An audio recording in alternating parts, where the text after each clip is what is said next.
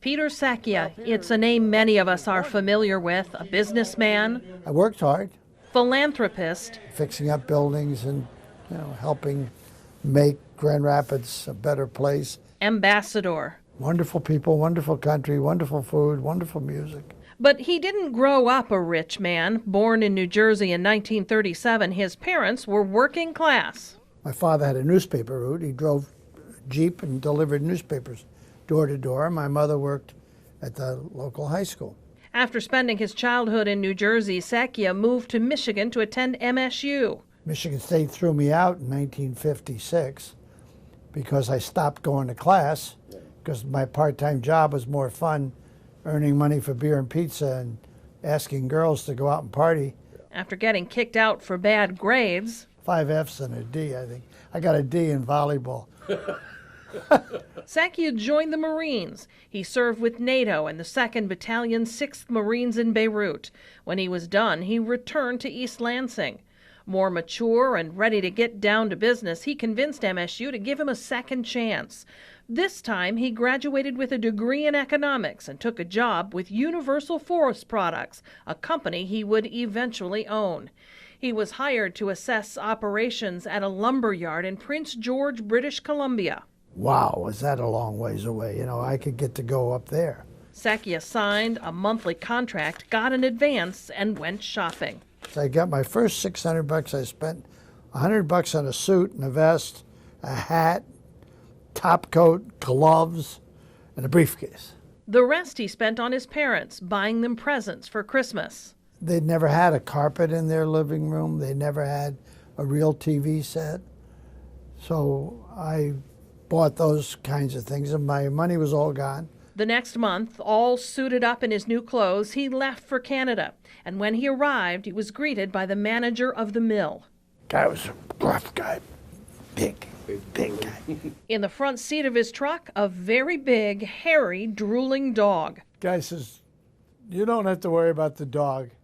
You're riding in the back." That was 40 below zero.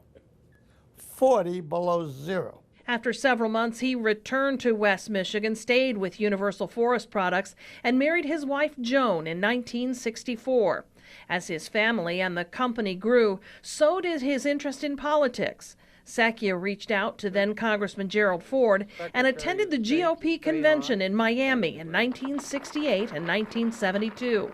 When Gerald Ford assumed the presidency, the two had become close friends. In the years that followed, Secchia would work on projects for President Ford. He often traveled to Washington, but kept his home in Grand Rapids, building his business and raising his family, 2 daughters and 2 sons. After Ford left office, their friendship remained strong. Secchia helped rebuild downtown Grand Rapids. He worked closely with Rich DeVos, Jay Van Andel, and other influential leaders to redevelop the riverfront.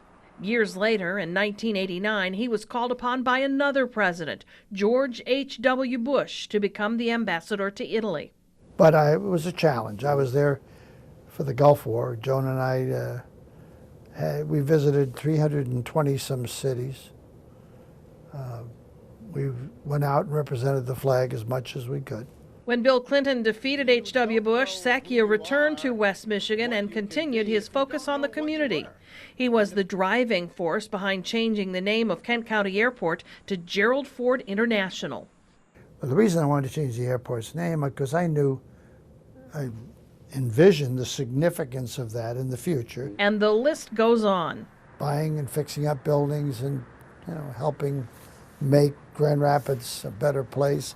Building Millennium Park, getting Michigan State to move their medical school to Grand Rapids. His passion for MSU was no secret, often seen on the sidelines at games.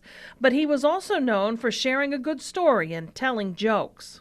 W and HW were both good. You could tell a joke to. Jerry would laugh at my joke, but then he'd say, "Peter." Peter Secchia treasured his friendship with Gerald Ford and was honored when the time came to bring him home for the last time. And I flew on Air Force One when we brought the casket back. There's a picture right there on the wall with the plane coming in and the honor guard. I was in the honor guard, the pallbearers, honorary pallbearers. I cried my eyes out. The guy Jerry Ford was a good man. And as for his own legacy, What I don't want to have is a clip on the TV that says, I named my legacy. Really, other people name that. I don't know what my legacy is going to be. If you have to walk through a tough obstacle course to get somewhere, you occasionally fall down, stub your toe, and got to get up and keep going.